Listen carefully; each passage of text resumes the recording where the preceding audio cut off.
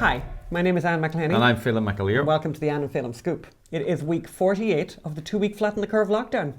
Getting dangerously close to week 52, the 1 year anniversary of the death of what? Freedom, death of civilization, the death of a lot of people's dreams. And actual just death. Death, yeah. A fair bit of that as well. A lot of that. So today's show we've got two great interviews. We talked to Lila Rose, who's the president of Live Action, the anti-abortion group here on the West Coast, actually. It's a great interview, and she says a lot about how to change hearts and minds now and how to change hearts and minds in the future.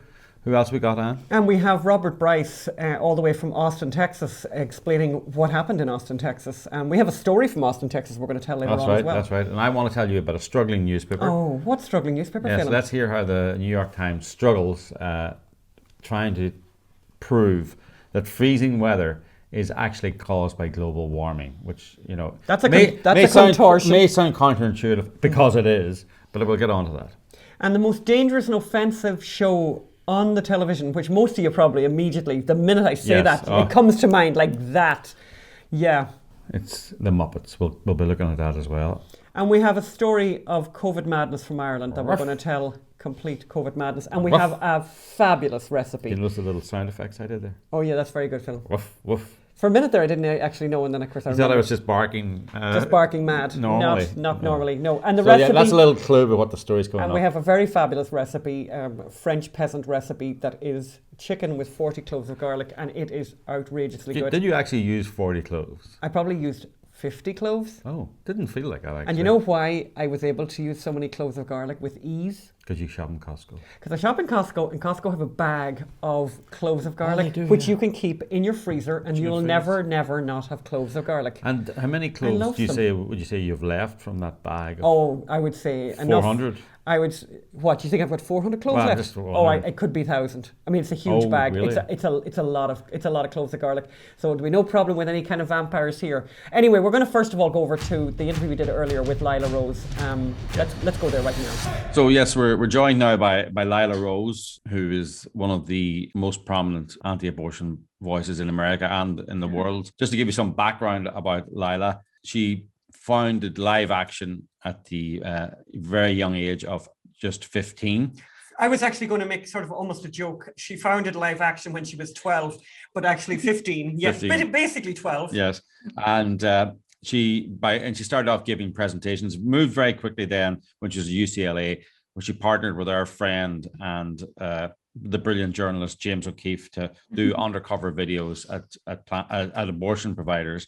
And, you know, among one of the videos that I remember was her pretending to be, I think it was a 15-year-old girl who had been made pregnant by a 23-year-old man.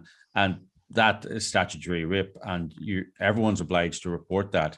And none of the abortion providers reported that. In fact, one of them, I believe, told her to say she was 16 because if they knew she was 15, they would have to report it. So, and that we're relatively new to the abortion world, and that has been our experience too, that the rules that these regulated industries are completely unregulated, and no one follows the rules, and it's all about doing more and more abortions and allowing people to do more and more abortions. And we saw that with Kermit Gosnell and the way he was let do whatever he wants. So she's done undercover stings in Indianapolis, Bloomington, Tucson, Phoenix, Memphis, you know, all over the place. You know, the 2006 tour, you know, or whatever. So you're now the president of Live Action, which I think is still focused on journalism, but also is more. But it's also now you're looking at changing minds and releasing videos on abortion. Welcome to the show, Lila Rose. Welcome to the show, Lila. It's great to have you here. Thanks for having me. Yeah. How would you say what Live Action is today?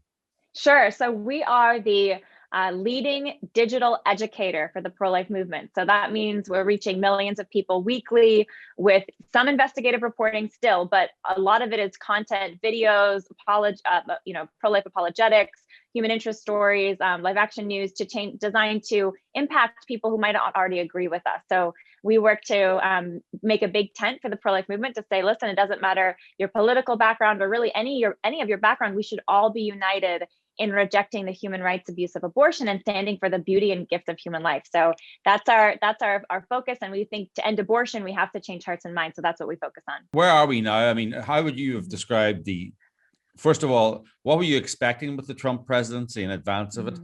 How did it pan out in reality? So a lot of us were unsure going into the Trump presidency what would happen. Obviously, President Trump had a background of being pro-abortion, and then he said he was pro-life, and he made several huge commitments going into his campaign to win support from the pro-life movement. I think that there was a lot of rhetoric from the Trump administration, which was very pro-life, which is important. It's an important thing to have the president of the United States speaking on behalf of life. But when it comes to hard metrics, one of the challenges were, we saw some of the typical things done, like the repeal of the Mexico City policy, the reenactment of the Mexico City policy, which would prevent taxpayer funding overseas for abortion. So that was good. That's something George Bush had done when he was president as a Republican. But unfortunately, not many people know this, Planned Parenthood taxpayer funding went up in the 4 years of the Trump administration. Now, this wasn't because President Trump did it on purpose. It was because they were billing more through Medicaid. But, it was troubling to see, it was frustrating to see that some of the big things that we know could be done, like Department of Justice actually exposing and investigating and prosecuting Planned Parenthood, that hasn't happened. Planned Parenthood is receiving more taxpayer money today than ever. So these things were, challenging. And, we're looking forward to building up the groundswell at the state level, because the federal level, continues to be frustrating to see that total legal protection enacted. The one bright side, of course, is, the hopes for the Supreme Court. I am hopeful that the new justices appointed, that is a big deal. And I am hopeful that those justices will do their part in undoing Roe v. Wade, which is a terrible Supreme Court decision, of course, that legalized abortion.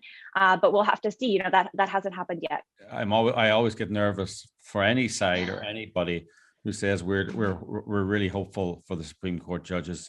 Supreme Court judges have shown themselves to be just as vulnerable to pressure and fashions and fads, more so than almost politicians. It's not I don't think it's a great place for anyone to be dependent upon the whims of Neil Gorsuch getting up on the right side of the bed this morning.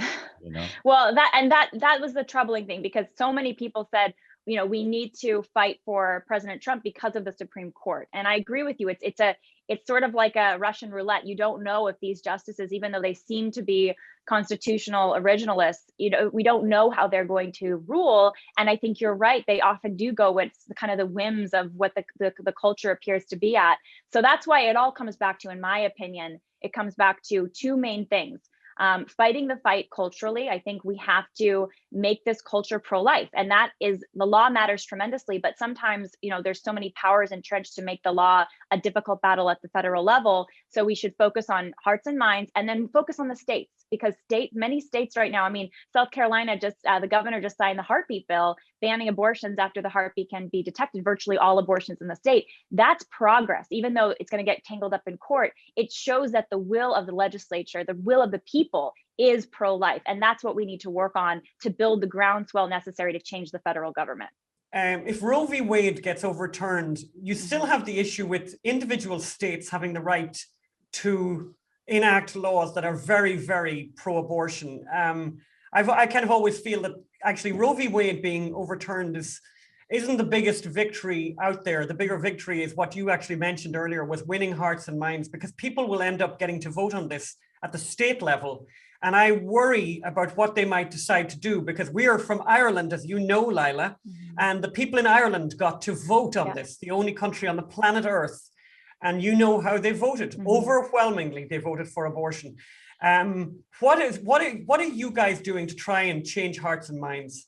And a quick note on the Supreme Court before talking about hearts and minds. I agree with you that if it's just a straight up reversal of Roe, or an undoing of Roe, then yes, it goes down to the states. The states become the arbiters of whether or not preborn children have legal protection or not.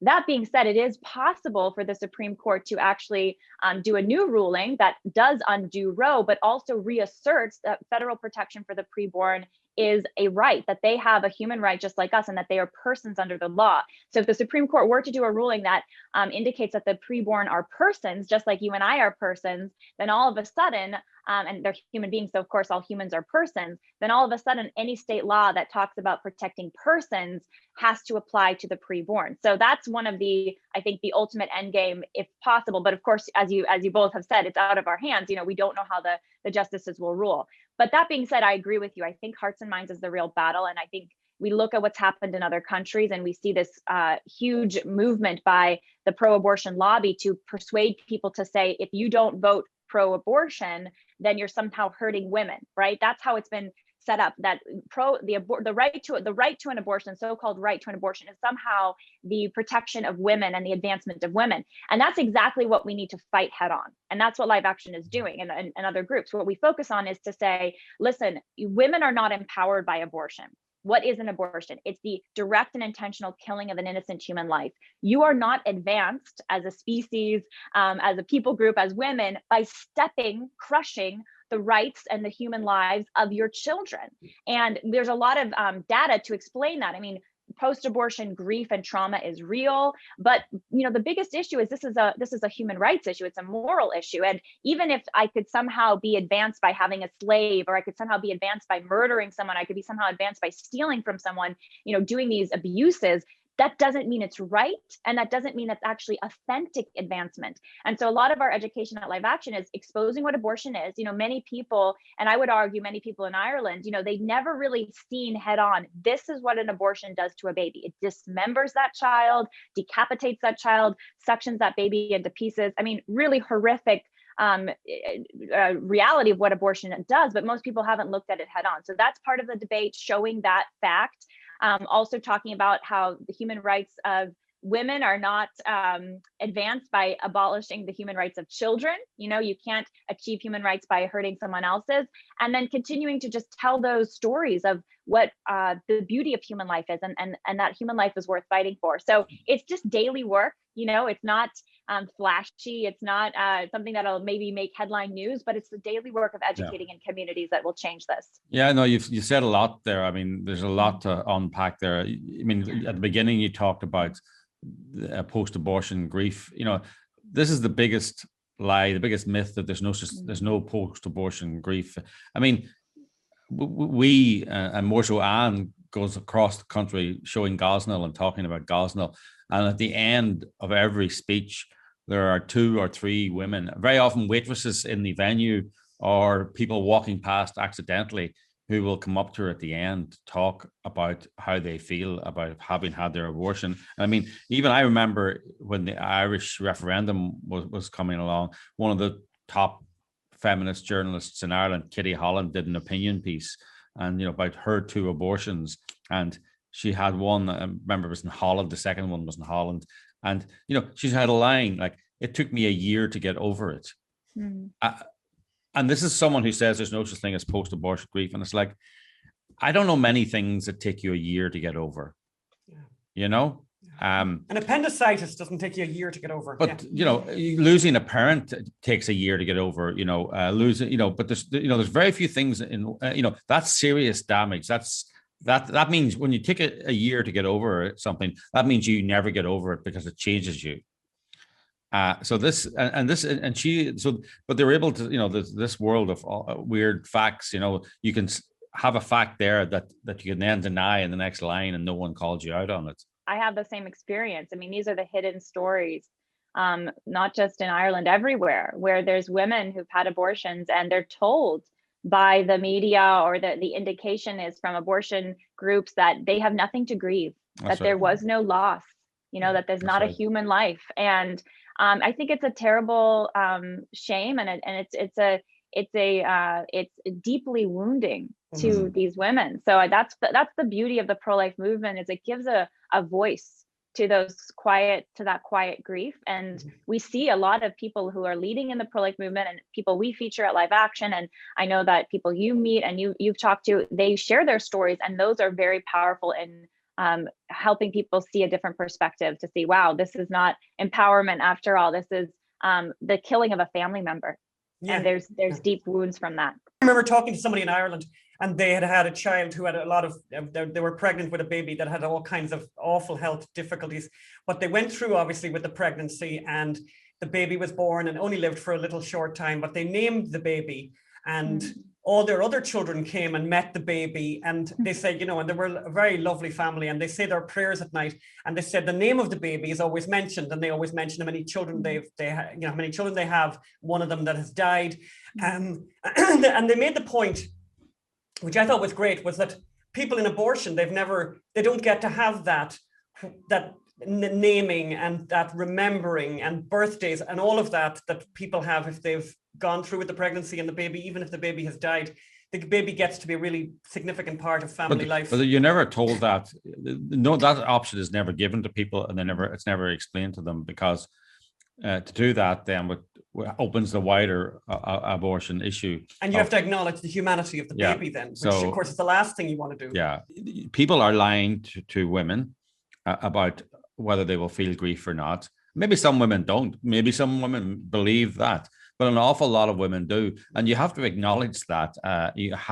If you're a medical provider, if you're a genuine medical provider, you have to acknowledge that. But doctors are probably not allowed to acknowledge that. They're not allowed, especially in a state-run health system like Ireland. You're not allowed to tell a patient the actual real effects of a treatment that they're going to go for. It makes for a very, very messed up health system, but also messes up a lot of people who then find themselves feeling in a way that they're told they won't feel. And they're wondering, is there something wrong? I think when you base a supposed medical decision, or the whole way that society deals with something on a lie, when you base it on a lie, and the lie with abortion is it's not a human life, right? The lie with abortion is it's not a child, he or she is not a person that if they can be disposed of, then you're going to create all these other dysfunctions and traumas and pains, because you can't live with a lie and be healthy. And that's what the medical profession has done, is they've accepted the lie that somehow to kill is medicine. When we know, the Hippocratic Oath, do no harm, it's even an ancient creed of medical professionals, of doctors, to say we do not kill the patient, we work to heal the patient, but abortion does the opposite. So it's not a surprise that doctors will ignore all of the psychological traumas that can come with abortion, because they've already bought that first lie that to kill is somehow to heal. So we, at the core of it, undoing the lie, telling the truth instead of the lie, I think is the solution.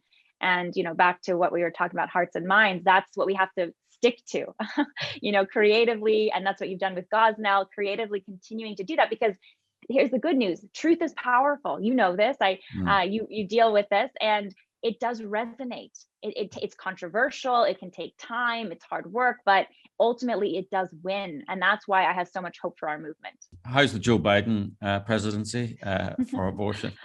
Yeah, I don't mean to laugh. It's not a laughing matter, but the truth is non-existent when it comes to this with our current president, which does so much damage. First off, our current president has campaigned on his faith. This is a tremendous, I think, deception. He uses his Catholic faith as some sort of a shield for his pro-abortion policies, which is antithetical to who Jesus Christ says he is. He is the one who brings life, who lays down his life for others. Abortion takes life on behalf of one's own interests. So it's a great shame that this is our current president, and he lies. I mean, when the Roe v. Wade Day was celebrated by some and mourned by others, January 22nd, just last month, the president of the United States released a statement talking about the celebration of women's rights. Never once does he even mention the word abortion. But that's what Roe v. Wade is all about. It's about the 60 million children that have been legalized. Their deaths have been legalized, and they've been killed in the last 40 to 50 years. He doesn't even say the word, because he's relying on deception in order to advance his agenda. And that's the worst kind of lie, using Christianity as a cover for it. So it's something that needs to be exposed. I know you speak out against it. We'll continue to speak out against it. And here's the truth. When people find out about the extremism of the Biden-Harris administration, about how they're pro-abortion through all 9 months, they want taxpayer funding for abortion, they would prosecute pro-life journalists. That's what Kamala Harris did as Attorney General when she was in California. When people discover these things, they are very concerned, and they are opposed to these actions by the administration. So that's our job, is to educate, because the media is not doing this reporting for us. You know, Can I ask a question about the Catholic Church? Because I know that you're that you're a convert yourself to Catholicism. And I have to say, on this issue, the Catholic Church, to me, seems very disappointing. We had Tom Ridge, who was the Catholic governor of Pennsylvania, who is, had single-handedly, really allowed Gosnell to thrive and his bloodbath to continue for decades because of Tom Ridge's actions. You have Nancy Pelosi, you now have Joe Biden. But what is going on with the Catholic Church? I mean, I think it's very disappointing that they are so, for example, in Ireland, by the way, when the referendum was happening in Ireland, the Catholic Church was more or less silent on this issue. As a convert to Catholicism, I mean, what's your understanding of what's going on with the Catholics? Practice should flow from belief, but if the belief is corrupted, the practice will be corrupted. And the church's teaching is very clear. Abortion is against the gospel. It's immoral. The church's teaching has never changed on that. But what is changing, or what has never been formed, is the belief of many Catholics. And then because their practice is tied to their belief, or maybe they just have a bad will, meaning, Nancy Pelosi, I think she knows better. I think Joe Biden, I think he knows better, but they're not willing to be honest. And that, is that a poor reflection on their faith? Was Judas a poor reflection on Jesus Christ? There will always be Judases. And my Catholic faith is not dependent on, the fidelity of people who have betrayed Christ, because my faith is in Christ, and my faith is in the teachings and the sacraments of the church, not in some of the flawed leadership. So, and there are good leaders, there's absolutely good leaders. Some of the greatest champions of life in the last century have been Catholic saints, St. John Paul II, St. Mother Teresa of Calcutta. So I do draw inspiration from them, but yeah, it's a tremendous disappointment. I mean, I just want to say, you are allowed to be pro-abortion in this country. You are allowed to have pro-abortion views, and but you cannot. I mean, it doesn't seem logical or factual or sensible to say that you are pro-abortion and a Catholic. Those are two fundamentally opposite worldviews. Actually, not even points of view. There, you have to choose one or the other, right? You have to. You can't get away. You cannot be both. And for Joe Biden to say he's a devout Catholic, by the way, it's you're not supposed to say I'm a devout Catholic. Everyone else is supposed to say you're a devout Catholic. That's the new thing. But Joe Biden says I'm a devout Catholic. I'm going, I think that's for other people to judge, Joe. Yes. And at the end of time. At the end of time, in fact, maybe not even for other people to judge. But so I mean, just to explain to people who may not be Catholic, it's the anti-abortion part of Catholicism is one of the, as you say, a constant. Now, certain parts of the hierarchy may not be happy with it, but it's there. And it's immutable. And, if you want to be pro-abortion, I think you have to say, I'm departing from the Catholic Church. Yeah, I want to be something else. I want to be something else. Yeah. So go off.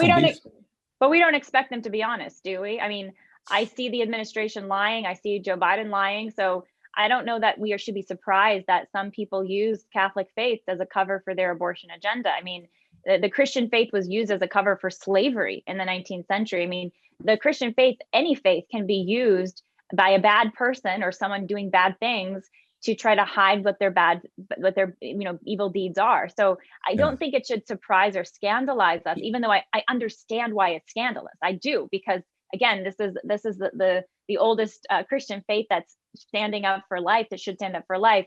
But I would just encourage anyone to go to what the teaching actually is, and then be the person you want to see in the world, stand for the truth. Is it my understanding, maybe you might know more of this than I do, the anti-abortion movement after Roe v. Wade, was that Catholic led and then the evangelicals came along in the 80s, or is that me misreading it? No, you're absolutely right. It was the Catholic Church that was the greatest, and I think still is the greatest opposition to abortion on demand. I mean, that's what the NARAL groups and your early pro-abortion activists, they said the bishops are the ones against us. And in many ways, Roe v. Wade and the early abortion movement in the United States, or that abortion movement, was kind of a a rebellion against Catholicism. It was a rebellion against the Catholicism of their parents and much of the strong faith of the culture at the time. Unfortunately, that rebellion has corrupted some within the church today. I mean, that is a reality, but it's not a surprise. The movement gained a lot of strength when the evangelicals came in the late 70s and early 80s. And I mean, I think that alliance has made it very, very powerful. So we're coming to the end of this interview. And actually, I'm not sure if we mentioned this to you, but we always ask our guests 2 additional questions. And I know you've been spending quite a bit of time at home because of the pandemic. So we ask people, have they got a recipe that they're famous for? Do you like cooking, Lila? I do like cooking. A recipe that I'm famous for. I don't know about famous for any recipe, but I am trying to perfect lasagna. And so how is that going? The first batch, not so well, but it gets better as I go. So yeah, I mean, I like to do simple foods. That's usually easy, simple foods. I'm busy lifestyle and everything, but I think there's nothing like homemade lasagna. It's really great. And the other question we ask people is if there's a piece of art that's inspirational to them, like a painting, piece of music, a movie, a poem, any piece of music of art that means a lot to them. First thing that came to mind is George Herbert's Praise. Praise 3. So he wrote a series. He's a beautiful poet. You might be familiar with him, but it's basically about how all of our effort in the world can't do what God can do in an instant. So it's basically a song of praise to God for that, and it's very encouraging to me, especially in our fight that we ultimately rely on Him. Oh well, we'll find that and we'll put it up in the show notes actually, because that'll be great. So Lila, you've got a new development that you've just announced. Tell us about that. Sure. So I just finished, and it's now available for pre-order. It comes out in May. My first book. It's called Fighting for Life: Becoming a Force for Change in a Wounded World, and it's basically an inspiration piece for anybody who wants to make a difference. And they look at the world and they say, there's so many problems, especially with the abortion crisis. How can I make a difference? And so it's all the lessons of the last 15 years that I have learned, the struggles and the victories to serve you and anyone who wants to read it, for how they can be inspired and encouraged as well. And how did you get started in the movement? What you started at a young age. What inspired you for that? Are you going to talk about that in the book as well? I tell the story. The book is also the story, both my story of public activism and private life, what I've sort of, ups and downs over the years, but it was really learning what abortion was. I mean, simple facts of seeing what it does to a baby at a young age, coming across images in a book that I found in my parents' house, and just seeing it as learning the death toll of abortion at the time, 3,000 babies a day. And I just thought, this is the greatest issue. How can I not do something about this? And so one thing led to the next, and just taking the next right step and starting live action and beginning investigative work, and the rest is history. But it was seeing the crisis and thinking that I could not stay silent. I had to do something about it. Well, we'll put up a link to where people can buy the book, because pre-ordering, we know from our experience with our book that pre-ordering is very, very helpful, guys, because it'll make absolutely a lot of people pre-order your book. It could be the number one bestseller in the first week. And that's very important. Don't order it 10 days later. No, order it, pre-order it, or order it the first week. Order it now, because all of the ones that are pre-ordered will be counted at the beginning when it comes out first. Do you go into the book the future of the pro-life movement? What do you see as the future of the pro-life movement, and where is it going to go? Yeah, I think the future of the pro-life movement is a radical inner conversion for each of us to stand up for the truth, to love our families and our neighbors passionately, to not be afraid to speak what is true to those around us. And I think if we each do that, we transform culture. it is game over legally. But it requires individually us to stand, and that's the message of the book. That's what I often say, is that abortion will end when it becomes unfashionable, and I don't mean that in a flippant way. When it just becomes something. When it becomes unthinkable. When it becomes unthinkable for people, that's when because the laws are one thing, but how people behave in their hearts is based on what. If they think this is unthinkable, they won't do it. Yeah, and that change begins with us. Yeah. Well, thank you so much for joining us today, Lila. We really, really appreciate your time and your work, and congratulations on your new baby. Who is, what age did you say your little boy is now? He's 1 year old. Wow. Isn't that amazing? God, that's even very fun. Yeah, no, that's great. Well, congratulations and enjoy him. And we'll talk to you again soon. Yes. Thank you. Thanks, Lila. Thanks so much, Lila. Well, that was great. Yes. That was really great. And we are going to find that poem and we will print it up and put it on the show notes later on.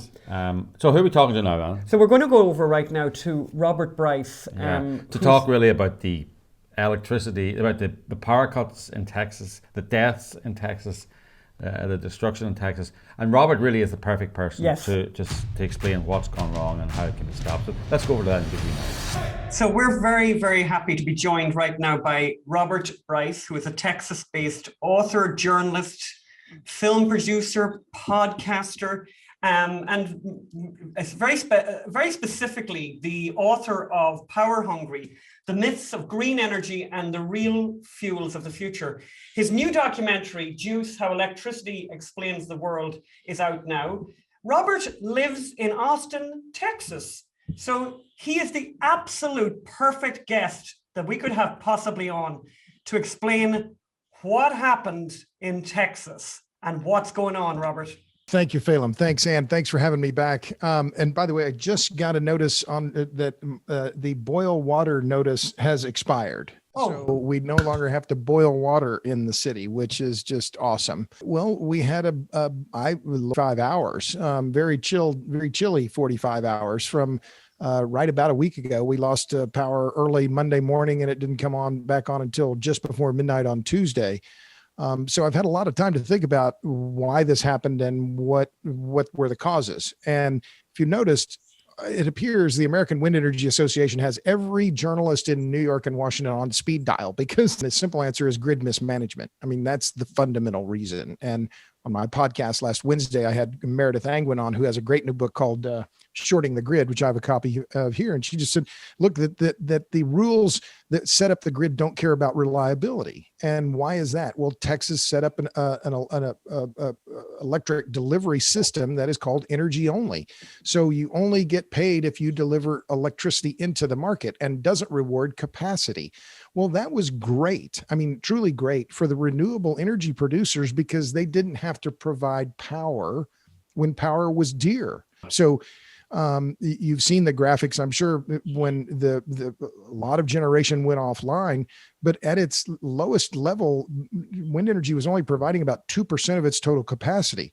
By contrast, and I'm adamantly pro-nuclear, at its minimum, nuclear was producing 73% of its rated capacity. So we've had just many years of this ignorance or acceptance of this idea that we don't have to pay attention to the reliability of the electric grid, and it's just dead wrong. This is our most important network. It's the network, it's the mother network. It's the network upon which all of these other networks that we depend, our water, our traffic lights, everything else depends on the electric grid.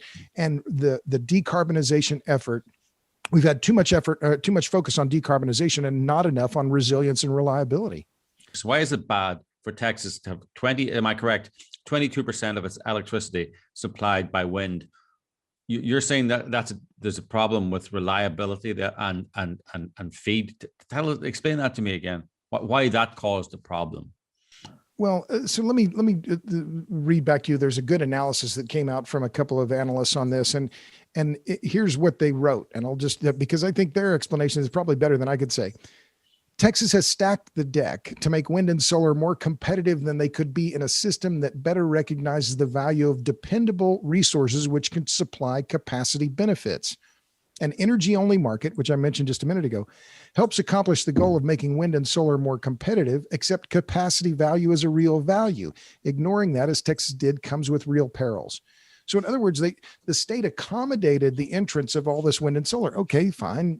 I have solar panels on the roof of my house.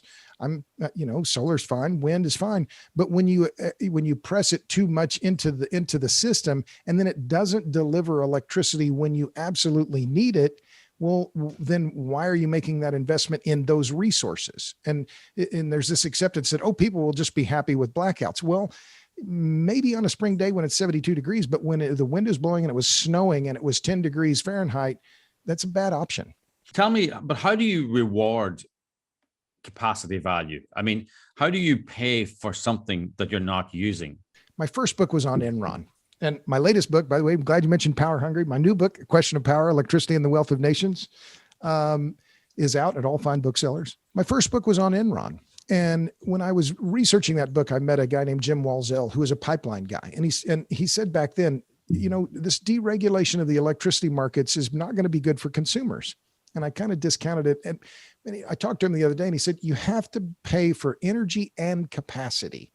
And if you think about it, okay, well, say you have a gas station. This isn't a perfect analogy, but if you have a service station on Memorial Day weekend, you're going to have a lot more demand for gasoline on that weekend than you will on, you know, Christmas Day, or, you know, people drive more on Memorial Day than they do in the wintertime. Well, so your energy different, the amount of energy you're going to have to deliver, the number of gallons of gasoline you're going to deliver on Memorial Day is far greater than it would be on those other days. So you have to be prepared. You have to have the capacity to deliver that many gallons of gasoline during peak demand periods. And if you don't have it, you're not serving your customers well. But gasoline ain't electricity, and electricity is the key. This is the basis of modern society. It is the fundamental driver of modernity. And without that, we are really, this is a technical term, we're screwed. What should Texas have done that would have avoided this disaster? What could they and should they have done? Well, there should have been some accommodation for capacity markets, and capacity markets aren't a perfect way to govern electricity markets either. There's no perfect solution here. But the reality is that the market has treated electricity solely as a commodity and less as a service. And it has aspects of both, right? We get billed for watt hours. We get billed for the energy we consume. Well, in reality, the big costs in providing a service on a grid are for the service as a whole. So there has to be a rebalancing of this idea, but it fundamentally, and the focus has to be shifted away solely from decarbonization, which has been almost the entire focus, and more on reliability and resilience, and for both winter peaks and summer peaks. And to add just one quick point, we have to understand for the issues that I've been talking about for more than a decade, the value of the importance of natural gas and nuclear. These are low carbon, relatively low cost, can provide baseload power, and yet they've been pushed to the margins. Natural gas now in the United States, I believe, is a critical infrastructure fuel, and we abandon the natural gas grid at our peril. And yet that is the push being made by climate activists all across the country. Are you saying that the state of Texas was pushing a decarbonization agenda, and that was behind the growth of the wind power and the solar power? That was not the stated purpose, Phelim. I'll be clear. That was not the stated purpose. But by setting up an energy-only market, that was in fact the policy result, was that a push for more decarbonization, retirement of coal-fired power plants, and not building enough new gas-fired power plants because they couldn't be financed. And so the only thing that can be built and financed in the state now are wind and solar. Because again, it goes back to the energy-only market, that you have a system that only rewards gas generators based on the amount of time that they operate, their capacity factors. But there's no way this is one of the problems. They don't get a capacity payment. They don't get any kind of money for just being ready. Right? They only can be paid for the amount of energy that they deliver. So they are disadvantaged in the whole marketplace. And if they're disadvantaged in the marketplace, is wind does wind get extra points? Is wind put ahead of all the other forms of energy in Texas? Well, yes, because they're getting such a significant federal tax incentive. The production tax credit allows in some times of the day for wind energy to be fed into the grid at negative prices. I mean, who else can stay in business by saying, oh, we'll take a negative number, but they'll take a negative number into the wholesale market because they're still getting the production tax credit, which can be $20, $23 per megawatt hour. That's a lot of money when you consider that the wholesale price, I don't know what the latest numbers are, the wholesale price of electricity in Texas is in the $20 to $30 range. So this skewing, this distortion in the marketplace has had real ramifications. And I think that one of the things I'm trying to work my way through it. I'm working on another piece for Forbes about, what are the top 10 takeaways. this idea, oh, wind and solar are cheaper. Well, yeah, they're cheaper until they aren't. Mm-hmm. Yeah, we've seen some of that news of people getting electricity bills, just astronomical electricity bills in Texas. What's the situation today? You've got the lights on, obviously there. How many people are still in having problems in Texas? The latest I've seen is that the situation is coming closer back to normal. We fared pretty well, honestly, and I count my lucky stars. We had a natural gas connection, right? And this is to go back to this electrify everything push. Had we been subject to that, we probably would have had to leave our home, because we wouldn't have been able to cook. We wouldn't have had hot water, wouldn't have hot coffee. Now, be clear, we stocked in a lot of tequila and we had firewood, but we could cook. So we had hot food. And what a pleasure that is when you're in a room that's 40 degrees. So we were sitting by the fireplace and, staying warm, moved our bed into the living room. So we're near the only source of heat in the room. But a lot of people in Austin had it far worse. My colleague, Tyson Culver, who directed Juice, he was without power for a short time, and then he lost water. I was talking to a friend of mine today that has been without water for 4 days in his home and had power intermittently. So the state is slowly returning to normal, but the economic losses are going to be in the tens of billions of dollars.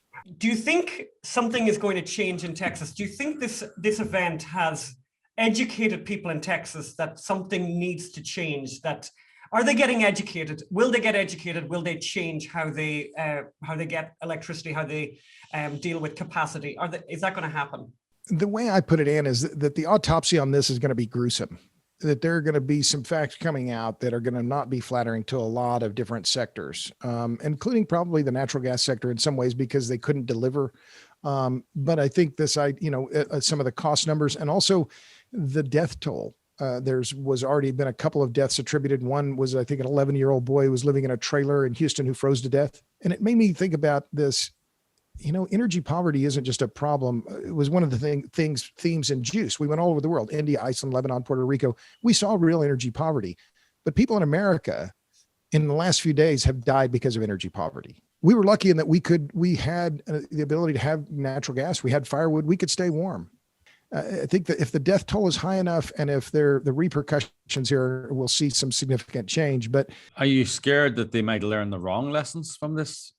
And we need more renewables, more wind power, more solar panels. That's been some of the chorus that you've seen in some of the national media. I mean, Naomi Klein had a piece in the New York Times, I think it was just yesterday, in which actually she misquoted Rick Perry and used the line that was my lead in my piece in Forbes. And I just sent him asking them to correct it. I sent him a letter to the editor saying, well, energy security means natural gas now. I mean, this is one of the realities. And these people that are pushing a Green New Deal and say, if only we had more renewables, I think if we'd had 100% renewables, we would have had 100% blackouts. I mean, there just aren't any batteries that can last for 6 days. I'm sorry. It's just, not going to, and batteries hate the cold.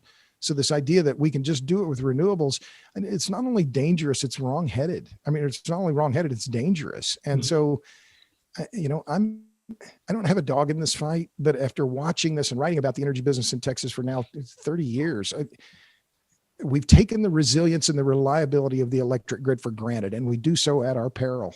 But how did Texas end up with 22% of its energy being provided by windmills and wind turbines and solar?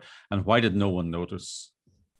Well, the funny thing is that a lot of this press, and Paul Krugman had a piece in the New York Times, and then Naomi Klein in the New York Times. Oh, those Texas Republicans, they're just so dumb. If they're any dumber, we'd have to, they're dumber than a box of rocks, a barrel of hair, a box of hammers, they just don't get it. Well, it was the Republicans in Texas that allowed this, that created this whole system. Their memories are pretty short. Why did it happen? It's because I think fundamentally our policymakers aren't engineers. They're lawyers. They don't understand how the system works. And so they don't think ahead about, well, what could go wrong? And so and you add in the profit factor by a lot of people who, including Enron, argued for a deregulated market and opening the market. Well, deregulation may have not been the right move, because when the incentives under a deregulated market were to cut corners and not to assure reliability. And that's one of the key things here that, as a takeaway, I think, Phelim and Ann, is that with this deregulated market, the buck doesn't stop anywhere. Oh, it's just the system. Well, if it was a regulated market, there'd be one utility executive that said, well, why did your utility fail? And instead it's just like, oh, well, it's the head of ERCOT. Well, he's not the manager. I mean, he oversees the marketplace, but he's not the one that caused all this. So as I said, the reckoning on this is going to take years, and there's going to be a ton written about it, and a lot of finger pointing and a lot of litigation. I hope Texas learns. I really do, because I don't want to be blacked out. I hope the whole world learns. I mean, it's funny, one of the things that struck me when this happened was in Ireland. I don't know if you know, they have now outlawed, if you're building a home in Ireland, they won't allow you to have an open fireplace. They've done away with them. And they're actually doing away with solid fuel, you know, the kind of solid fuel you put into a fireplace. Peat and now coal. So I was thinking, like, we have a home in Ireland, and I was thinking, you know, if this thing happened, if we were out of electricity in that home, the only thing we'd have would be the open fire. And what they're going to do, what they're planning to do in Ireland, is make sure you've got nothing to put in there, that you have nothing to put into that open fire. And I'm thinking, you know, that was what saved you, right? You had some nice wood and you had the open fire and you were able to sleep inside in that room. Well, you also had gas. They're now, I saw there's a regulation now. They're trying to bring in a law that make it illegal to build liquefied natural gas terminals in the Republic of Ireland, because they don't want to import fossil fuels. So I think that the message... But you add those together and you have all these communities in California now, 40 communities in California banning natural gas. The city of Seattle banning the future use of natural gas. The cities of Oakland, you're in California, the cities of Oakland and San Jose, they imposed bans on natural gas. And then 2 or 3 days later, Pacific Gas and Electric announced an 8% electricity rate hike. I mean, so it's bad for energy security. It's a regressive tax on the poor and the middle class. Why? Because electricity costs 4 times as much as natural gas on an energy equivalent basis. So not only we're going to reduce the energy security for average Americans, we're going to make the energy they consume less secure and more expensive. I mean, it just the impacts of this. I got to tell you, it fairly radicalized me. You know, I've tried to be a little circumspect in how I talk about these issues and try and be, you know, not push too hard, but this experience has changed me, and it's made me realize, no. There's being nice on some of these issues. It's just not the right path. You have to say it exactly the way it is. And I think that it's just that these natural gas bans are just not a bad idea. They're dangerous and could end up with a lot of people dying because of it. I can really imagine how this has radicalized you, because you've written about this and you've thought about this for decades. And then there you are right in the center of this, you know, worldwide event that's been reported about all over the world. And I think you're really right about the PR machine behind renewables really ramped up during this period, because everywhere I was reading and people were sending me stuff, you know, the wind people were defending themselves or saying it's nothing to do with me, nothing to see here. You know, they were really anxious to get that story out. How can an industry that provides 22% of a state's electricity not be responsible when blackouts happen? So they want all the credit for, oh, we've got 22% of the electricity, but when there's blackouts, it's got nothing to do with us. It's like, well. And can I just add another thing here? I think we put up a chart the last time we were talking about this, where because of what happened with wind, where wind completely shut down, natural gas did ramp up its output, dramatically ramped up its output. Obviously, the total capacity was not enough to meet the needs of the people, but it did take over. Basically, natural gas filled the gap that had been absented by the frozen wind turbines. Absolutely. So that the wind energy business has been able, and the solar business, we're able to come into the Texas grid and free ride on the reliable generation provided by gas and coal.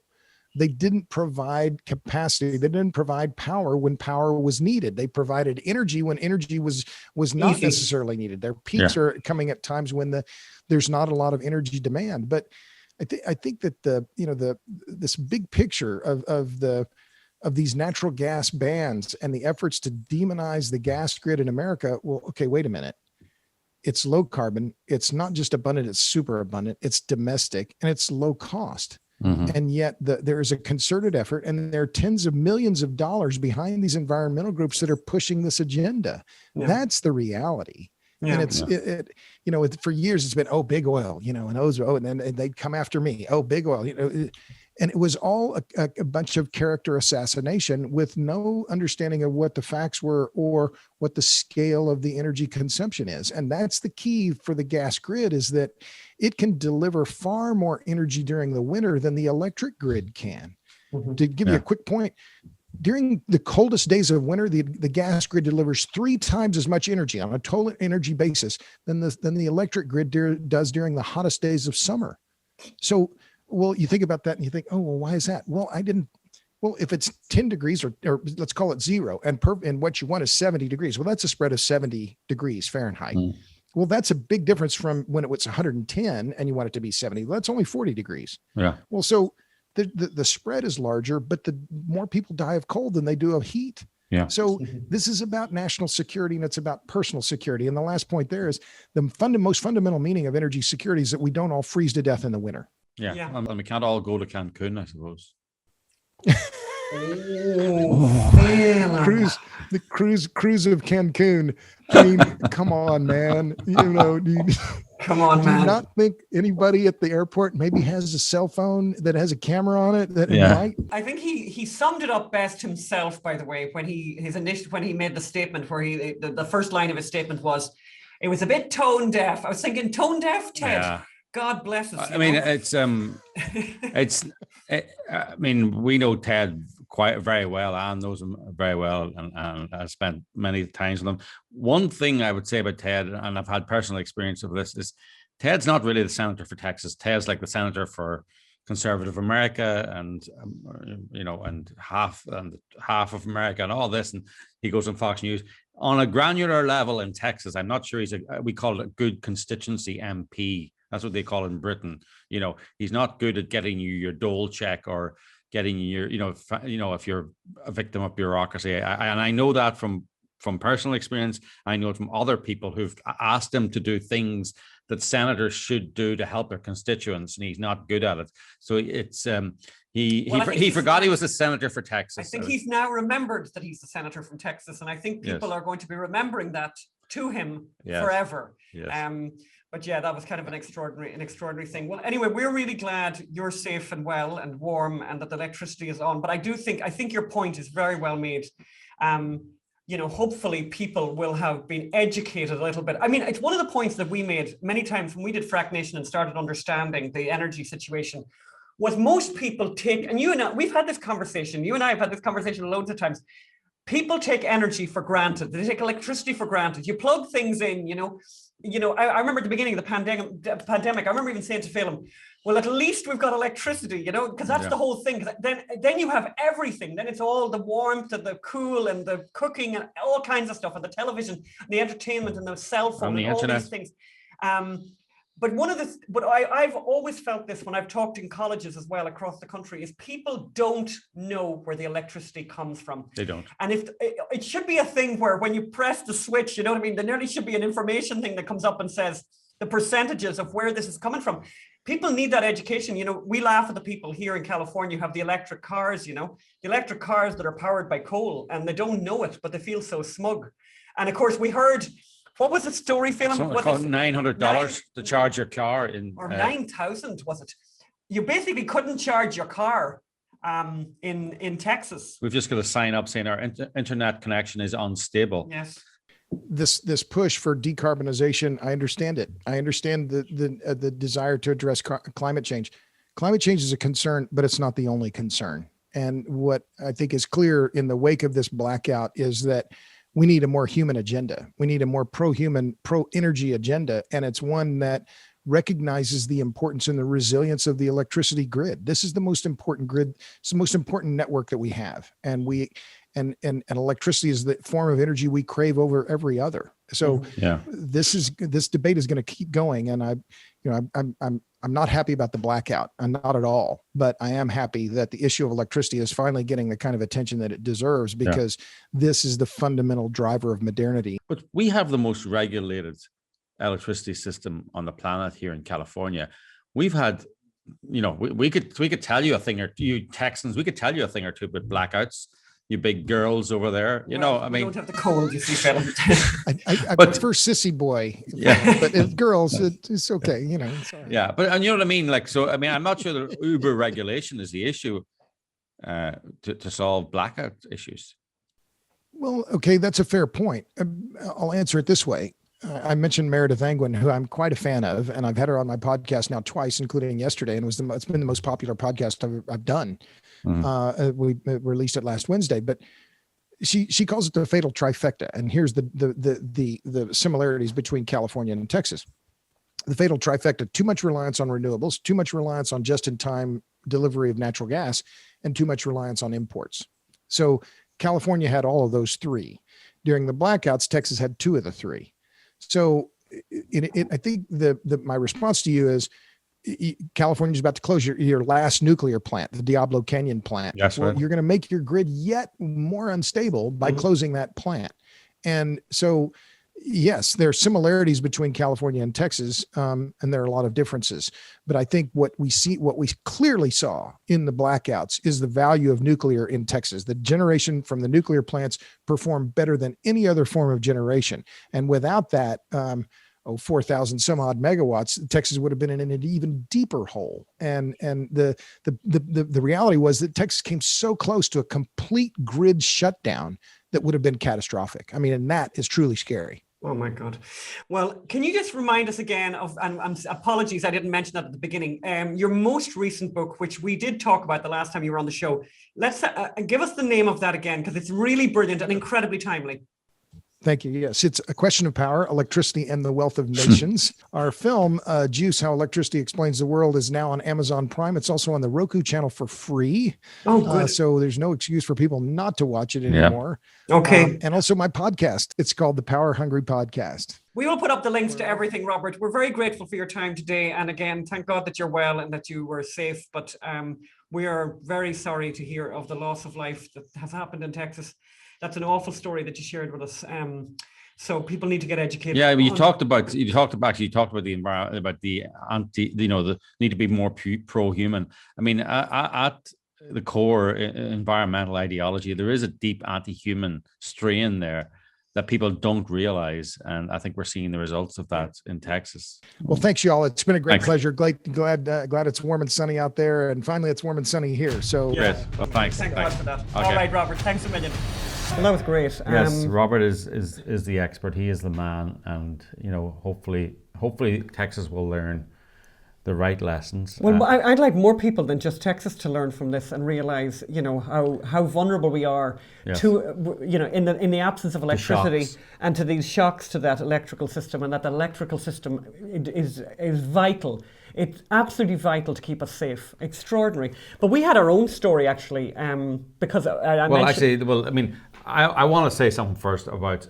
So, the media is obviously struggling, right, to try and work out how to spin this. Well, they've been trying to spin it the fact is 22% of Texas electricity came from renewables. They completely failed. I think it was 97% of it failed.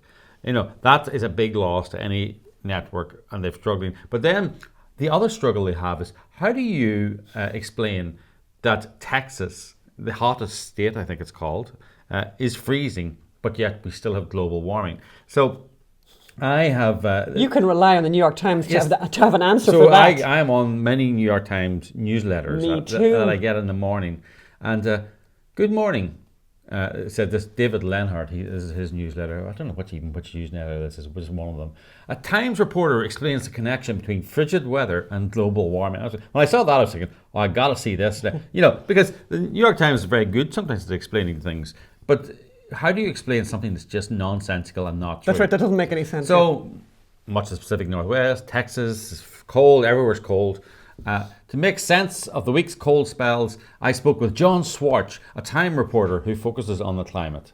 And so he starts off, simple question: how do you think about record low temperatures hammering parts of the US at the same time we're experiencing global warming? And Swartz says, well, it does sound counterintuitive. You betcha. There might be a reason for that, John. Yeah. See, I mean, this is. And I who think is Mr. Schwartz now? he's the top climate reporter for the New York Times. Fabulous. I mean, I think as a journalist, right? Why do they start with something that's counterintuitive? Like, why don't they start with something that's actually intuitive, right? So anyway, he says, those who deny climate science love to declare that there's no such thing as climate change whenever the weather turns cold. Possibly because it's quite a good argument, right? But anyway, he then says, but whether, this is his explanation, this is his riposte to people who say that, but weather remains variable and cold weather in winter still happens, even if the overall warming trend means that winters are getting milder. Okay, that makes no sense at all. It makes no sense at all. But weather remains variable. Thank you for that. Finally, we've got an admission that weather is variable. How variable is it, John Schwartz, climate reporter, climate expert at the New York Times? Maybe it's so variable that climate change doesn't matter. But weather remains variable, and cold weather in winter still happens, even if the overall warming trend means that winters are getting milder. But John Schwartz, tell me, does cold kill people or heat kill people? The answer, John, is cold kills people. So surely winter's getting milder is a good thing. Yes. But we don't go into that. So then we move Moving on. right along. So the next question that, what's this guy's name? This is the news. David Leonard, who's the newsletter guy, is asking Mr. Schwartz, the reporter. And is there any relationship between this week's storm and climate change? I noticed that climate scientist Catherine Hayhoe uses the phrase global weirding. Isn't that a really scientific term, man? Global weirding. It's Have just they moved on then from global warming to climate change to global weirding? Yeah, because nothing. Because nothing makes sense. Yes. From the way they've been explaining it, nothing makes sense. So now they're going to just segue into calling it global weirding. So John then says, his answer is, there's interesting science that suggests the effects of a warming world have something to do with these sudden bursts of Arctic cold as well. Something to do with it. But yeah, who knows? The cold air at the top of the world, the polar vortex, is usually held in place by a circulating jet stream. The northern hemisphere's warming appears to be weakening the jet stream, and when sudden blasts of heat in the stratosphere punch into the vortex, that Arctic air can spill down into the middle latitudes. So, does that mean then that the winters are getting colder, not milder? John Schwartz, in direct contradiction with what you said a few lines earlier. I mean, it goes on, and honestly, I was reading it trying to see what they were saying, because I'm interested in that. And of course, great journalists make complicated things simple so that ordinary people can read. And you would be, I would say now, Phelim, above average intelligence, or even just average intelligence. Yes. One of them. Were you having a difficulty trying to understand and this, then the next question is, are there any other patterns of winter weather that might be connected to climate change? A warming atmosphere can hold more moisture, so when you get storms, you can expect to see heavier rain and snow. There's also fascinating research that links a warming Arctic to increased frequency of the broad range of extreme winter weather in parts of the United States. It's known as the, and this is a scientific term, warm Arctic / cold continents pattern, a phenomenon that's still being studied. But didn't you say, like, a minute ago, 10 sentences ago, that milder winters, even if the overall warming trend means that winters are getting milder. Now you're telling us we can expect heavier rain and snow in the winter, and that there's this phenomenon of broad extreme winter weather in parts of the United States known as warm Arctic and cold continents pattern. It just, because it's quite short, but it goes on like that, and it is complete nonsense on stilts. It doesn't make any sense. And the reason it doesn't make any sense is because it's nonsensical, and because someone is trying to lie, basically, in that New York Times way. And contort themselves into making everything be global warming, climate change. It would be much easier to say, and much more truthful to say, who knows? Who knows, actually. And you know what? We've always had extreme weather, and this weather in Texas isn't that unprecedented. Now, I would argue it's unprecedented enough that you shouldn't probably overreact. You know, if it's once every 50 years that this weather pattern happens, should you buy snowplows? You know, should you spend a lot of money for a once in a 30-year phenomenon, or should you just... Well, I think one thing that we definitely got from the interview with Robert was that the the grid needs to have Yes. a greater capacity for things that happen, because you know what? Things happen. I'm talking about things like, though, could be like snowplows. Do you buy snowplows to sit in a shed for 30 years and then they're no use? So, look, there's a lot of there's a lot of dishonesty, and people are trying to push lines. And when you see people trying to contort themselves, you know that these are not honest players in this argument, in this debate, and shouldn't be listened to. So we have a story from Austin, Texas ourselves. So Magda went to Austin, Texas with her friends. Her friends are thinking of moving there, and they were looking at property. And Magda got out on a flight on Sunday. It was like the flight out of basically when last helicopter off the embassy roof in Saigon. When she went to the airport, like everyone was leaving the airport, but Spirit Airlines were still flying. No, everyone. No, when you say everyone, she was walking in and everyone was walking out. That's right. Not everyone was leaving the airport as in flying away. Everyone was walking out of the saying, airport. Don't go in there. Don't go in. It's hell in there. But Magda, no flights. So Magda anyway did get away on the last flight on Sunday, and it was all very touch and go. And they were on the runway for 40 minutes, and there was ice on the wings, and they were kind of scared, but they got home safe and sound. Their friends who had a flight on Monday, the flight was cancelled on Monday. Then it was pushed forward to Thursday. Yes. Long story short, they're in a hotel. They're stuck in Austin. They're in a hotel. There is no electricity, no running water. They have a 3-year-old. They're in a hotel room, like under the duvet, basically, the three of them. Do you know what they're eating? Potato crisps. No food. There's no food. Potato chips. And the child is wearing 3 coats. And the child is wearing 3 coats. Very frightening. I have a very dear friend who lives outside Austin who said, I'll help them out if they can get out to me. I can't drive, because of course the roads were impassable. They had the same problem. They had a rental car, but they couldn't drive to my friend because of the roads being impassable. Long story short, and I'm kind of making this I'm trying to shorten this a little bit. They struggled through, and then they went to the airport to get their flight. They went to the airport to get their flight, and they missed their flight because of the roads being so bad. Flash forward, then they go back. There is no room in the hotel anymore. The hotel has actually been declared a disaster zone because the pipes have burst. Yeah. And then they think, the husband says to himself, do you know what, we're just going to have to drive west. I want to get a car and just drive west. So they go to a car rental company, and they're lined up. And the next thing, as they're in the line, and the big line of people, the man in charge of the rental car company comes outside and shouts, no cars, no everyone, there's no more cars. No more cars. But in the line, just ahead of them, there's a lady. I just love this story. Brought tears to Magda's eyes, brings tears to my eyes, and we're going to bring tears to your eyes. So woman in the line ahead of them, she could hear this couple talking about their little girl and all that sort of stuff, right? And so she said a prayer, and she said, God, if you get me a car, I am going to take that crowd, that couple with their little baby, their little 3-year-old, I'm going to take them wherever they want to go. Guess what?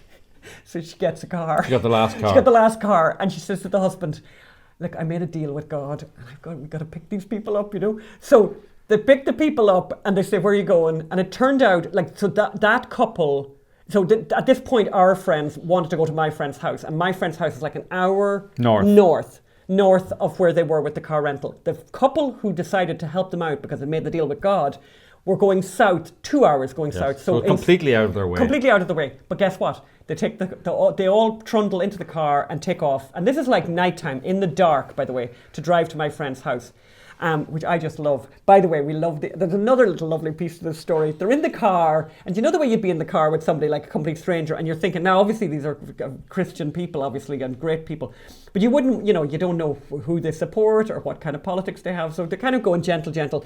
And then they just eventually, our friends, the couple, they sort of mentioned the orange man. And then the other people like, oh, we love the orange man. Oh, we love the orange man. So then, of course, everyone's all bonding, huge amount of bonding. And then they were sort of explaining how they knew how this friend of mine who lives outside, how did I know her, whatever. Then they had to explain, oh, well, our friends made a documentary called Frack Nation. Oh, well, listen, the car took off then. They're all in the car saying, oh, we love Frack Nation. So the couple knows Frack Nation, have seen Frack Nation, knows us, even knows Magda, their these people's friends. So it was quite a coincidence. So it was a really happy story. And So I don't know if they listen to the podcast. If you do, thank you so much for looking after our friends and their little baby. Yes. We cannot thank you enough, and it's a wonderful thing, and it's a great example for everyone out there to try and help. Do you hear that, Ted Cruz? Show a little kindness. Show a little kindness. And yes. by the way, that's sort of for me, that was the thing with Ted Cruz. That's my point. That's the type of thing he could have done. He could have driven somebody somewhere. He could have just done something for some person rather than go off and, anyway. And his wife, I think his wife and the children are a very good idea for them to go off. Good for them. Off you go. But I think he should have stayed and helped out, because he is actually the senator from Texas, representing people from Texas and caring about people from Texas. Moving on from that, Phelim, what you wanted to tell us something about. Yes, well, the most offensive show on television. TV. I mean, this is out of the New York Post, but I see it's everywhere now. So anyone who streams the Muppet Show on the Disney Plus channel will see a disclaimer first, warning of offensive content. Offensive content? Yeah, so they released the first 5 seasons of the Muppets on last Friday, was it? Yeah. And can I just immediately intervene here and say to Magda, you know what, that's like an advertisement. I think now Eric should be watching the Muppets now, It almost makes me think it must be very good if it's that offensive. I mean, I wasn't that much into the Muppets, right? I think they're quite nice, I think we were the wrong age. Maybe, but I didn't get into them. And I remember my cousins. Well, you were probably 20, Phelim. You think that might be the reason? Younger, no. But what year were the Muppets then, do you think? You might have been 20, yeah. Oh, well, look at me getting a toy boy to marry me. All right, boy child. Okay. Go on ahead there. So apparently the disclaimer prior to each episode, and I'm reading this, says the show features stereotypes and the mistreatment of people or cultures. Sounds good. I'd almost watch it for that. This program includes negative depictions and or mistreatment of peoples or cultures. These stereotypes were wrong then and are wrong now, the disclaimer states. But we're going to still make money out of them. But by the way, all I remember from the Muppets was the Swedish chef. Right. There's a frog. But there's a Swedish chef. Oh yeah, that was very good. Yeah, but he's a Swedish chef. Oh, you think the Swedes are up in I arms? once worked in a place where there was a Swedish chef. And did everyone go, hurdy-gurdy? Yeah, I was in Germany, and I don't think the Muppets were particularly big there. And maybe the Swedish chef wasn't Swedish there. Maybe he was an Albanian chef or whatever. But anyway, they couldn't understand why all the Irish people, the British people, were laughing their asses off. Because there's a chef, he's from Sweden, and everyone go, ah! Hoodle. Yes. Okay. So the negative depictions, Phelim, of people and cultures. These stereotypes are wrong then and are wrong now. But we're still going to make money out of it. Yeah, rather than remove this content, we want to acknowledge its harmful impact, learn from it, and spark conversation to create a more inclusive future together. Well, why not you remove the content? Yeah, you could remove it. Remove the whole episodes. Actually, everything's tainted. By the way, burn the whole thing. If Roseanne can be all her back episodes of Roseanne were removed because she sent one tweet 30 years later. Everything's been removed. You can't see the early episodes of Roseanne now. Surely makes me realise, or makes me think, that the Muppets are incredibly popular on the Disney Plus channel, and that loads of people are watching them, and they don't want to anger people who have signed up for this expensive subscription, and they want to grow that audience, so they don't want to throw stuff out. Yeah. Unbelievable. We have another story. Shaggy dog story. This is an incredible story. This is a COVID story, and you just won't believe this. So here's the story. I'm going to read this as it came out of the start of this story, how it happened in the Irish Times. So the headline was, "Dog lost for 2 weeks, found in the Wicklow Mountains." So basically, on January the 23rd, while out walking on Lucknaquilla Mountain in County Wicklow, 8-year-old golden retriever Nisha and 3-year-old German Shepherd Harley, both of them bolted after a deer, right? But Nisha didn't come back. So basically, Harley came back, the German Shepherd, but the other dog, gone. I just say that confirms my ethnic stereotypes about golden retrievers. Oh, what, that they're stupid? Oh, yeah. They're lovely. Any dog that loyal is probably a bit dumb. Anyway, sorry. Right. Oh, so controversial. The family tried everything. They looked and looked. The evening came, they couldn't find, so they had to go, and they went back the next day. They did all this kind of thing. They even used a drone. And they left a bag of unwashed laundry on the trail. Yeah, we went on social media and posted it out. Then a weekend later, we were still looking for her, and we were starting to give up hope, said Irina O'Shea, Gutlin, So we just call her Irina O'Shea because I can't pronounce the rest of her name. So Irina O'Shea said that, right? One of Nisha's owners. Another week went by and we just thought, she's 8 years old. It's been 2 weeks. There's no way she could survive. So now they've decided the dog is dead. But don't despair, all our listeners. Wait to hear what happened next. However, on Saturday, this is 2 weeks later, Jean-François Bonnet. Oh, he's one of the Bonnets of Wicklow. Jean-François Bonnet and Ciara Nolan, she'd be Irish, yes. 2 doctors hiking on the mountains found a cold, weak dog who could not barely walk near the summit. The couple wrapped her in spare clothes and tried to carry her down the mountain, but the terrain was icy and they fell a few times. Can I just add that the dog had lost a third of its body weight at this I was stage? going to get to that bit. Okay. Miss Nolan used her scarf to attach Nisa to Mr. Bonnet's backpack. They continued their descent, a journey of about 10 kilometres, which took 4 or 5 hours. They brought the dog to their house, they fed her, they warmed her up, and contacted the local animal rescue group, which tracked down her owners. Mrs. O'Shea Goetlin, that's Irina Goetlin, said, on Saturday I had a voicemail from the girl called Ciara Nolan. When she said she had our dog, we were like, what? You couldn't, she's dead. So we contacted her and picked her up from them. Now, the dog is home. How fabulous is that? So far, so fabulous. This is a story, so far, so fabulous. Now, here's an interesting aspect to the story. The 2 doctors who found the dog, Nisha, in the mountains, were staying at a hotel in Wicklow, a hotel that had opened. You know, all the hotels in Ireland are closed, hospitality completely closed. But a hotel opened and said, look, nurses and doctors who think that they're basically at the end of the rope, who might be suffering from mental health issues and are worried about their mental health, come and stay in our hotel. And so these 2 doctors were staying in that hotel, right? So next thing is, I'm putting up a photograph here, by the way. I'm just putting up a photograph here of the lovely people who found the dog. Look at the 2 people who found the dog. There's the 2 doctors. Oh, that's the 2 doctors, right? And look at your one there. Isn't she lovely? There's the 2 doctors. Could they not be happier as not lovely? So guess what happened next? A concerned citizen in Ireland decided to phone the police to report on the 2 doctors who had been more than 5 kilometres from their house in contravention of the rules that they have in Ireland now. Yeah, you can't be more than 5 kilometres. So the 2 doctors are being investigated, and add on more grief upon grief. The hotel has had to close. That was offering respite for doctors and nurses who were under strain in Ireland because of the COVID. Isn't that what kind? You know, here's the thing. What kind of a lunatic are you that you would phone the police on these 2? Look at the photograph of them again. These 2 lovely people who struggled down a mountain in bad weather to save a dog. They risked their own health by slipping on ice. And by the way, and that wee dog, that's not a wee dog. That lovely dog, I should say. That's a big dog. Well, that lovely dog, by the way. But if it was a wee dog, it'd be better. And by the way, the family who lost the dog, they have children. And the wee dog, I'm reading about the dog, he's sleeping in the same room where the wee boy sleeps and everything. Like, honestly, are you a complete lunatic? So this is the kind of lunacy that's going on. Yeah. Well, I remember a time when informing on people was frowned upon in Ireland. Oh, yeah. Yeah. I mean, I don't want to bring up Nazis, but I mean, like, honestly, you're the kind of person who would inform on those people. Like, I mean, I just can't. I don't even get it. I don't get it on any level at all. It's like, what is wrong with you? Like, what is wrong with you? Let's talk about something nice now, because I can't deal with that. We should have finished with a nice... Well, actually, you know what? We're going to finish with a nice thing. Here we are out on the patio. We're going to do our recipe of the week, and it's the recipe of chicken with 40 cloves. 40 shades of green.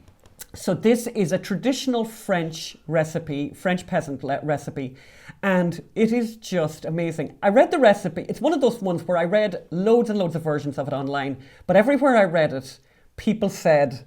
It's magnificent, and the reviews were very, very good. So here's what you need. In my case, I always make a load of... I think when I'm making something like this, I think of myself as having 6 children. I don't have 6 children, but we have a fair few people come around to eat here. So I did 6 eggs, Some 6 of them chicken on time legs. too. Boom, boom. I did 6 chicken legs. Some of them on time. 6 skin and bone-in thighs. So basically, but it's any bits of chicken that you like. Bits of chicken, but bone-in. Do not use chicken breasts because they're going to dry out. A half a cup of vermouth. This is a trick now. A half a cup of vermouth. And guess what? I discovered I had a bottle of vermouth, which I've never used for anything else, but I think I inherited it from a friend who was leaving LA. I used 8 sprigs of parsley and 8 sprigs of thyme, 4 celery stalks, 2 onions roughly chopped, 40 cloves of garlic, 3 tablespoons of virgin oil, and 2 tablespoons of butter. So the very first This thing... recipe is going to be put up on the website, unreportedstorysociety.com. You can see it in detail. unreportedstorysociety.com, and you can leave a donation while you're there. Start, if you can, and if you've time, and it's really worth it, by the way, by brining the chicken overnight, if you can. What's brining mean? And if you can't brine it overnight... What does brining mean? I'm just going to explain that now. If you can't brine it overnight, you can even do it that day, 2 or 3 hours. And so that basically means putting your chicken into a really large bowl, covering that bowl with water, about half a cup of salt, maybe a 1/4 cup of sugar, 2 tablespoons of peppercorns, and I threw in a lemon. You throw in anything there that you think will be flavorful, and just leave it. In our case, we have a very cold room. I had it in a very cold room, or if you could fit the big container into a fridge, put it in the fridge, and just leave it there for a few hours, or as I said, overnight. In the morning, dry the chicken really. So it doesn't become waterlogged? God, not at all. Dry the chicken really, really well in the morning. Dry it. Season it with pepper and salt, and then the first thing you want to do is heat oil and butter in a cast iron pan and sear that chicken. Get it nice and browned, super, super browned. Do it in batches. Don't overcrowd the pan. And then, and it'll, 3 or 4 minutes on each side will brown that up, and it's going to make a huge difference to the flavour. A lot of the recipes I saw didn't do that, and I don't understand why not. Remove the chicken when it's all browned and add the 40 cloves of garlic and the onion to the pan and cook until that begins to brown. Then you can add the vermouth and you can deglaze the pan with that. You could light that vermouth as well. We lit that vermouth. I don't think it shows up in the video there, but deglaze the pan. What's great about throwing the alcohol into the pan at that point is it'll totally clean your pan. It'll take all the little brown bits, and all those little bits is what you really adore. Now get your Dutch oven out or your massive saucepan, but I think a Dutch oven is really worth the investment. You'll use it forever and you'll love it forever, and it looks really good on the table. Add the chicken, the onions, the garlic, and scrape out all of the pan juices into that pot. I think it works okay. Throw in the parsley, throw in the thyme. Don't even bother. I wouldn't even bother trying to take the leaves off. Just throw the whole thing in. Throw in a couple of stalks of celery. You can see I did that. And mix it around so that all the goodies are all mixed in together. And then you want to cover the top of your Dutch oven with tin foil and then put the lid on. Why did we do that? To make it super, super sealed. Why? Super, super sealed. Just because you don't want to lose the you don't want evaporation because you haven't got an awful lot of liquid in there, by the way. Okay. And then I put it into a 400-degree oven for 90 minutes. Don't peek. Don't even bother. Do not look. Then take it out. Now, what you're meant to ideally, and look at it, yummy, yummy, yummy when it comes out of the oven. Absolutely fabulous. Now, Phelim and I are trying to give up carbs for Lent. Right. Trying. But so what you really want to do if you haven't given up carbs for Lent, you want to get a French baguette, and you want to eat this with the French baguette, using the baguette to soak up all those lovely juices. I would put a piece of the chicken out on each plate and then put loads and loads of sauce on top of that and then use the baguette. We didn't do that because we're trying to be good. So we served it with a very, very nice salad, can I just say, a crunchy salad. And I did a couple of vegetables. And it works really, really well for entertaining. Top tip if you're being entertained. At our house. At our house. Don't arrive 40 minutes late. If you do, apologise profusely. Yeah. Don't open the third bottle of wine yourself. Okay, moving right along there. Oh, and if you're asked to bring blackberries and raspberries, bring blackberries and raspberries, not strawberries. No, bring blackberries. We really do like blackberries. They go really well with goat's cheese. Bring whatever you're told to bring. We are going to sign off now. We are very glad that you guys are here. Thank you for all the really nice comments. We got a lot of really, really nice comments last week, and we love reading the comments. Take care wherever you are. It's a really, really mad world. We're very aware that we're not all in this together. We're here in the sunshine in California. We're able to sit outside and eat. We had a lovely dinner on Friday night with a rabbi in Santa Monica, and with the Pragers were there. Just gorgeous. We're having everything's kind of, it's inconvenient. It's all that's happening to us. The rest of the world, loads of places. Ireland and the UK is a nightmare, and people are living a nightmare existence. People should go to prison, by the way, for what they've done to people in Ireland and in the UK, criminalising healthy people, treating healthy people like criminals because they're trying to get outside and get a bit of air and get a bit of entertainment and not be alone. And people are not meant to be alone. We weren't designed like this. Anyway, I'm going to stop ranting. It is a tragedy what's going on out there. Yep. It's a scandal. Yep. And it's awful, and we really are sorry for all our friends in the UK and Ireland who are having to be living these awful lives, dreadful lives. Hopefully it'll be over soon. But anyway, that's us for this week. And do go ahead and make that chicken. It's really good. It is. Highly recommended. Cheer you up now. All the best. Bye. Bye.